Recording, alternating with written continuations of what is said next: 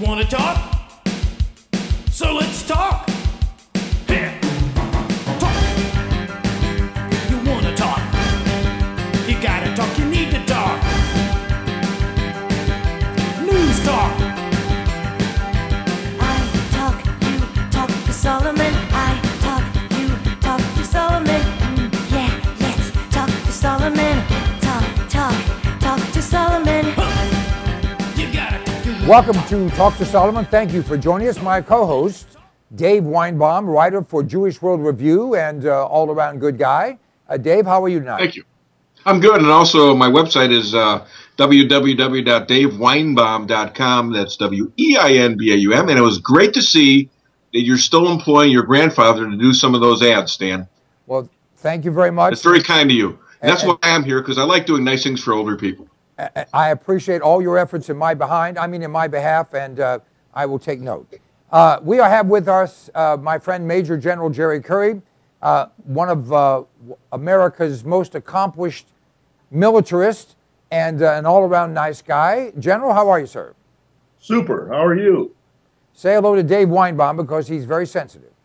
Dave, it's good to see you again. Thank you for participating. Great to see you, General. General, I want to start with a story that absolutely blew my mind, and then when I read it more carefully, it was even more breathtaking. A woman, I don't know if she's legal or illegal, her name is Reyes, took her computer, bought her $39 TurboTax application, and filed for a state tax refund. A state, now mind you, a state tax refund. And on this refund, she asked for, she said she earned $3 million and she wanted $2.1 million in a refund. And the bureaucrats and the appointed individuals put their heads together and said, okay. And they sent her a Visa card with $2.1 million on it, which she went completely ballistic, spent as much as she could, and then she lost her Visa card and she reported stolen. And at that point, the police said, what? You had a Visa card with $2.1 million on it? Where the hell did you get it? Oh, I got it from the state. They said, the state of what? Stupidity? And then they arrested her for impersonating an honest person poorly. Now, General, how much confidence do you have that bureaucrats would accept a tax return from someone who's never made more than, $8,000 a year, saying she had a good year, she made $3 million, didn't check to see if she paid any taxes, but sent her a Visa card with $2.1 million on it? I have zero confidence. Those folks who allowed that to happen should be prosecuted, I think, and put in jail. She should not just get away with this and they get away with it. This is criminal behavior, and it ought to be punished as criminal behavior. By the way, other than Barack Obama, there aren't many people that have the chutzpah to steal, $2 million. Dave, Oregon's a very liberal state. It's all liberal Democrats and all, feel good and save the owls and all that stuff. You think the people of Oregon ought to maybe take a deep breath? I don't know, but I'm going to buy stock in TurboTax and maybe move out to Oregon myself. That's a pretty good deal out there, I mean, of course it's incredible, and it's, a gal makes $3 million, and how's she going to get a $2.1 million refund? Okay, this is just nutty. Arrest them. I guess you can throw people in jail for stupidity, but I guess they have to have criminal intent. And they were probably too stupid to have the criminal intent there. Of course, she should go to jail. She knew what she was doing. Yeah. But this is why you cut taxes, and this is why you have smaller government, so you have less of this stuff going on. Now, General, there's a program going on in this country, well known to everyone, including the federal government and Eric Holder, where illegals file tax returns claiming dependents that either they don't have or that don't live in this country or that aren't even their kids, but they're, their nieces, their nephews, their grandkids, and maybe just some kids in the neighborhood. and they get checks for $10, $15, $20,000. Everyone knows they're doing it, and they're saying it's not illegal. I'm outraged, but they're doing nothing about it. I think that's the pardon me. I think that's the hallmark of this administration, which is illegal things that you do. Nothing happens to you. Nothing is done about it. It's very unfortunate, but it's very, very, very clear that this administration is not minding the store and not looking out for the welfare of the citizens of the United States of America. This gal, God bless her, she has to be prosecuted. She has to be put in jail, and she has to pay for some of the crimes that she has, in fact, committed. Well, what's amazing is this lady gets a Visa card with $2.1 million. She feels she's rich. She is rich. And so she goes out and buys, ready? A 1999 used Dodge Caravan.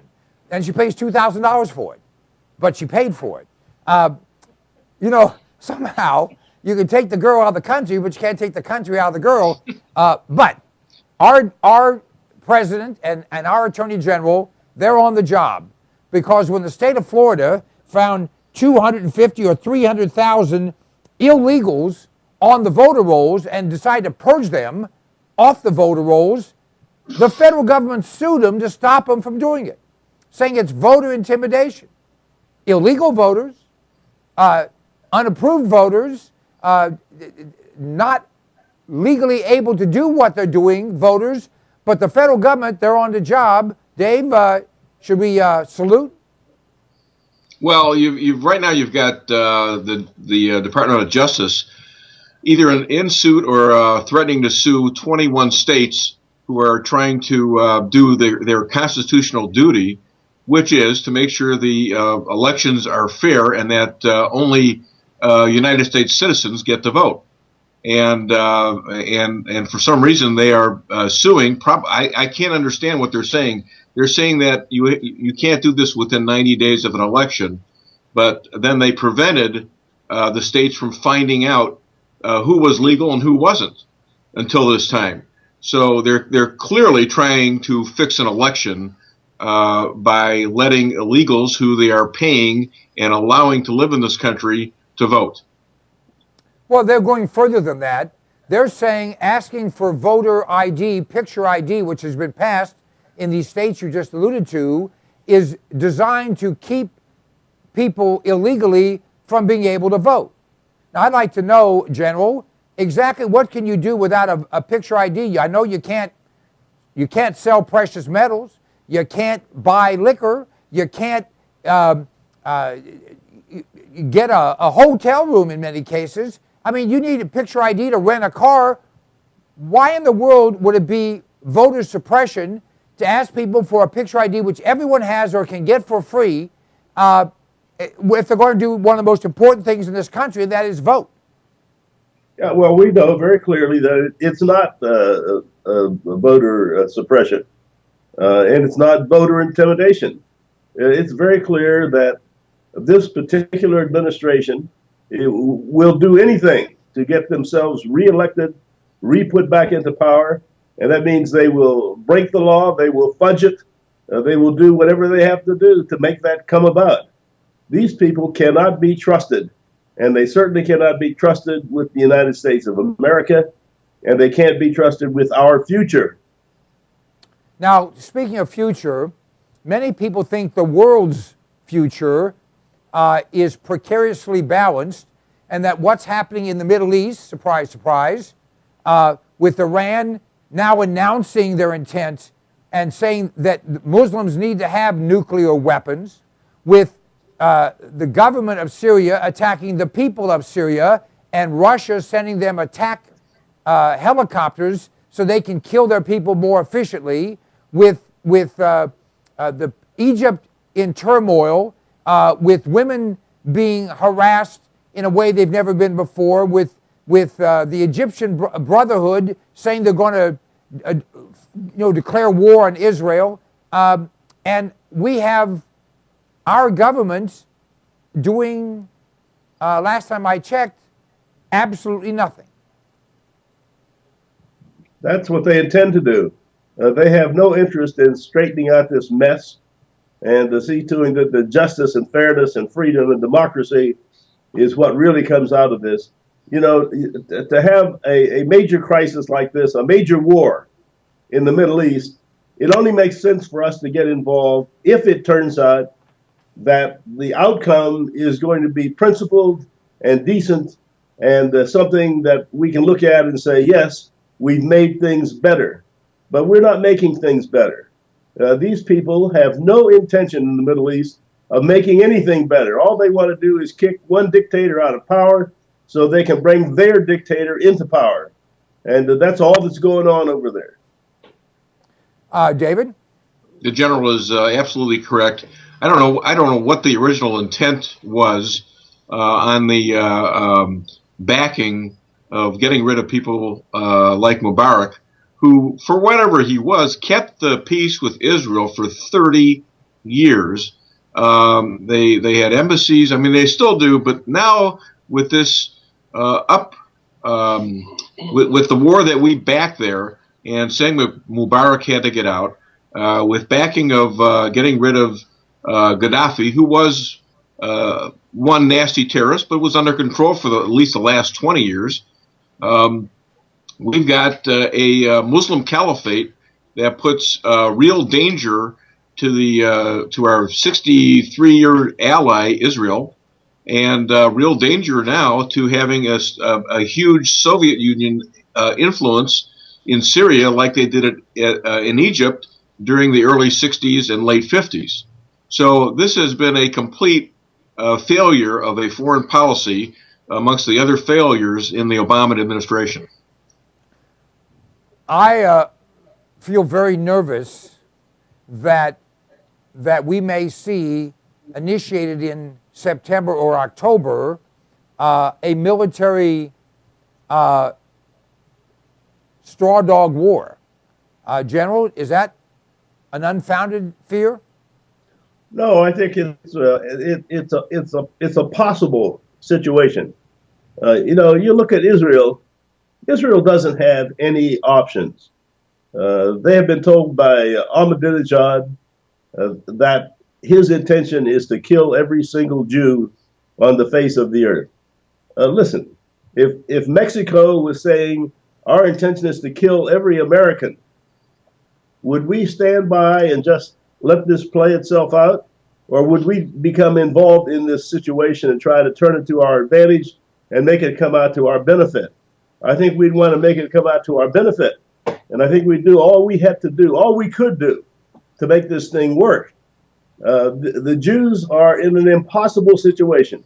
There's no other way to put this. And there's nothing you can do that will make this thing come out. They are going to have to defend themselves because they're sure not going to get defended by the United Nations, nor are they going to get defended by our friends in, well, wherever it is. All right, let me ask you, Dave.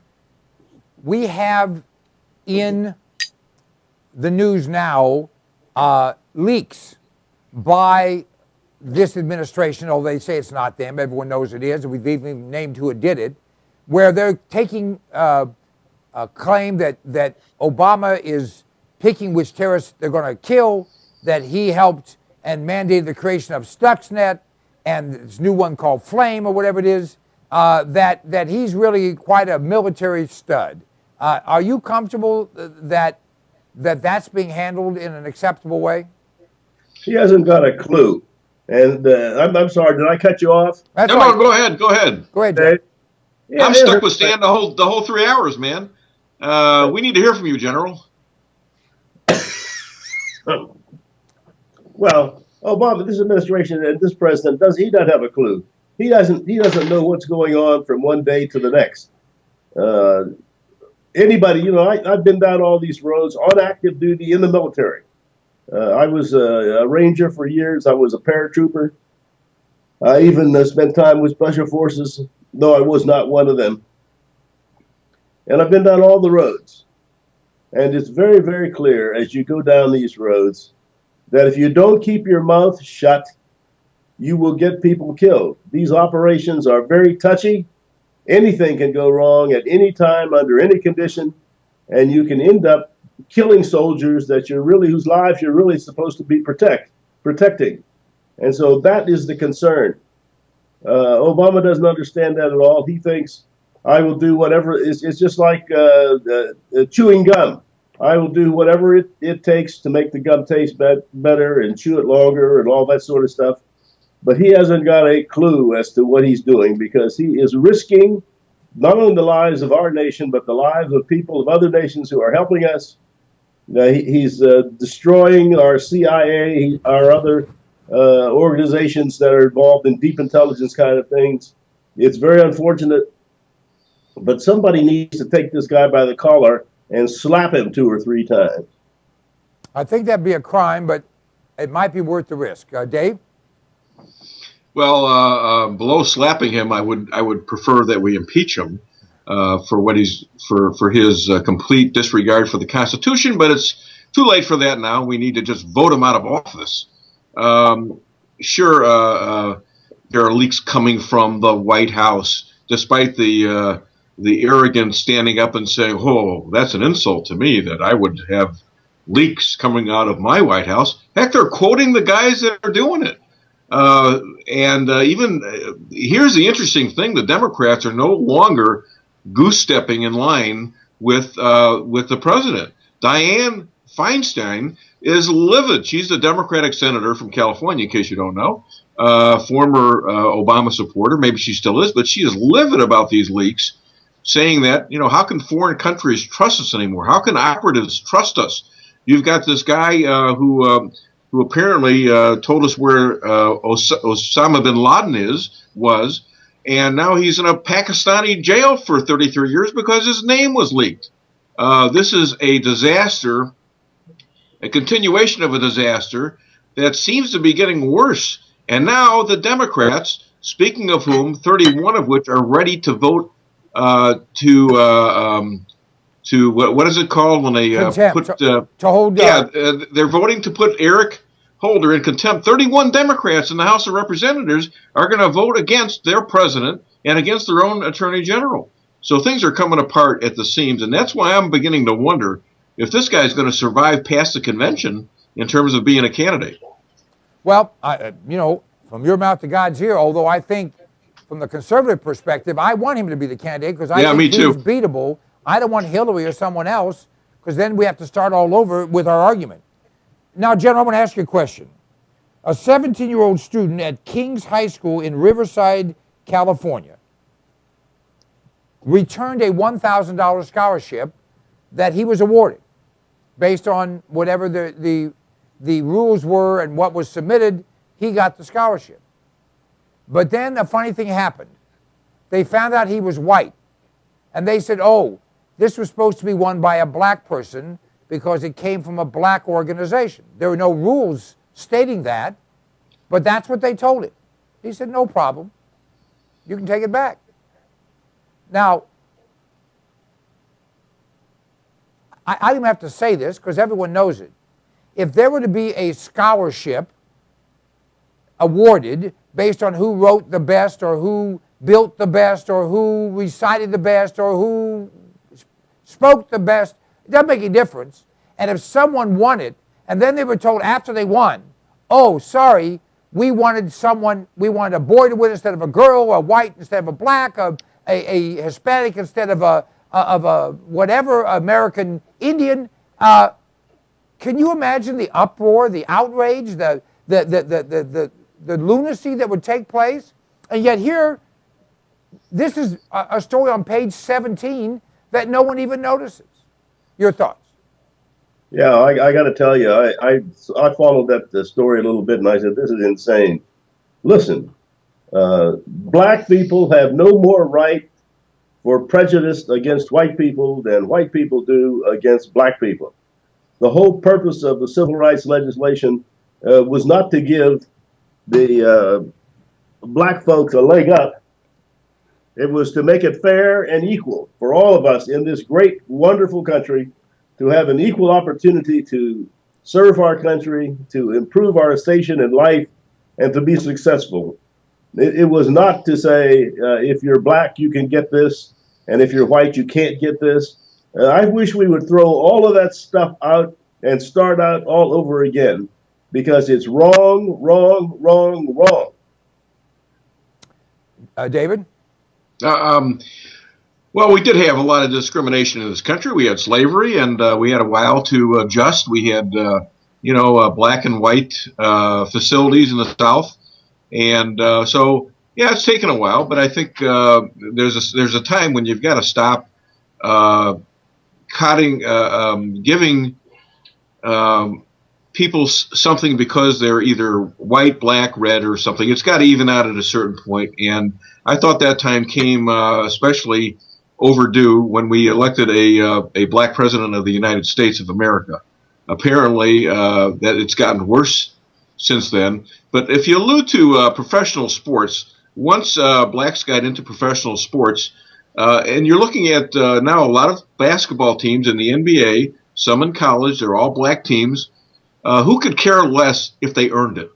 Who could care less if they were all white and they earned it? Okay? And if they're not good enough and they're all white and playing against other teams, they're going to get their butts beat. And the same thing is going to happen if they're all black and they're not good enough. So you want the best playing, the best players playing, and you want the best people going into business because they earned it, and you want the best people going into politics because they can earn it. And what we have in the White House right now is a product of someone who got advantages going to college and going to Harvard and places like that, who will not release his college transcripts, nor his medical records, nor his real birth certificate, nor whatever. And again, if you had the same thing coming from other candidates, well, let's quote Angela Rye, executive director of the Congressional Black Caucus, and I'll quote her. President Obama has struggled during his first term due to racially motivated opposition from conservatives who dislike having a black president. This is probably the toughest presidential term in my lifetime. General? That's absolute nonsense. It doesn't make any sense at all, and it's not accurate to any degree at all. It has nothing to do with this country rejecting a black president. It has everything to do with a black president who's incompetent. And if he were competent, we wouldn't be having these problems. There is a new ad that the Obama campaign has put out, and I didn't cue it up to play it, but it is, very ethnic music, and it basically said, you got to have his back. I mean, now, black people, listen to this. You heard the story that the average family in America has lost 40% of their net worth since Barack Obama became president. And they didn't lose it all in the first 2 months and then made a comeback. That's what they want to tell you. It's not true. They've been losing and are consistently losing as homes go down in value, as fewer and fewer people have jobs, as more and more people have to turn to food stamps and the like. But this is a statistic you're not hearing. Black families in America, ready, have lost 90% on average of their net worth since Barack Obama was elected president. 90%. Black youth unemployment all youth unemployment is the highest it's ever been, but black youth unemployment is the highest it's ever been, and it's more than 50%. More than 50%. Now, we could go on with all the statistics, and there's a third one that to me is maybe refreshing, and it says that support in the black community for the president has dropped. Are you ready? Among blacks, he's gone from 98% to 76%. If that's true, he won't win one state in the whole United States. We might win Washington, D.C. I pray it's true. We need something like that. We need something as dramatic as that, to get this man out of office and to get somebody in office who knows what running a nation is about and who is willing to do whatever it takes to be successful. Well, we're going to take a quick break. When we come back, we'll get Dave Weinbaum's thoughts on this, and then we have many other topics. Thank you for being a part of the show. We do have a call-in number, 866-808-0637. If you have a question, we'd love to hear it. We'll be right back.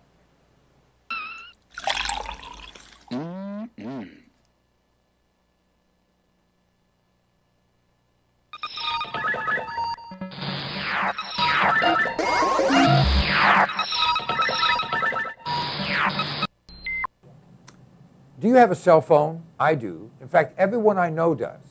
There's only one problem with cell phones. They're too damn high. You remember that guy. With me is Ted Williams, one of America's experts on cell phones, and a guy who's been responsible, along with his company, for hundreds of thousands of people saving money on cell phones. Ted, thank you for joining us. Talk to us. Well, I tell you, Stan, right now, every dollar a person can save is a dollar earned. I'm telling you, in this economy, the price of gas and the unsure situation with employment, our business is tailor-made, and our cell phone packages are tailor-made to help everyone out. All right, let's state a few facts. Unlimited service isn't unlimited service anymore, right or wrong? It's right for a lot of the big carriers that you're familiar with, but our company has got truly unlimited talk, text, and web. We don't slow speeds down. We don't charge you after 1 or 2 gigabytes. It's truly unlimited, running on a nationwide network with roaming options if people want it. And to get unlimited service, which many people use today in their business, you're going to spend $120, $130, $140. How do you compare? We've got plans that start at $20 with rollover minutes, and our truly unlimited talk, text, and web plan is $59 a month. Again, no limits on the data, and the exciting thing is you can earn, as a customer, you can earn free service by simply referring a few customers to us. That earns you free service potentially for the rest of your life. Now, let me make sure I'm hearing this correctly. Without paying money, without being in the business, simply, if your customer, at whatever the customer costs are, and I assume there are no deposits or that type of thing, that if you refer a few friends and they get service, you can earn free service for yourself? Absolutely. It's, as you said, no contract, no deposit, no credit check. And we have many payment options. They can be auto billed, auto debited, phone in and make your payment over the phone, or, a lot of options on how to pay the bill. But truly unlimited talk, text, and web available to you for $59 a month, and if you refer a few friends, totally free. Now, 2 other questions. You said roaming is an option. How much does it cost? If you have unlimited nationwide roaming, it would be an additional $20 if you So if you need you're it. still But- only $79. Correct. But you may not need it because we are on the nationwide network. Okay. And the second thing is, do you only have dial-up phones that you have to carry in a suitcase, or do you actually have the latest and greatest Droid phones? We have Android phones are the hottest selling items right now on our site, but we also cater to those people that all they have a need for is a simple flip phone. So you can go from the top of the line phone to a free phone. And are you competitive on those prices? Absolutely. The phones, most people don't realize this, but the phone prices you hear on television are tied into contracts. We don't have a contract. So our phone, you buy it, you own it, and you pay the real price. The way you can find out how competitive it is simply ask any of those big 3 or 4 companies, what is the price of the phone if I don't have to sign a contract? And they'll tell you many of those Android phones are $400. There you go. All right, folks, you can get more information by dialing 1-800-299-8362, or just go to cpnlive.com and click on the icon that says Get Free Phone Service. Free. Free. I can afford free. Can you? Free is good. Thanks.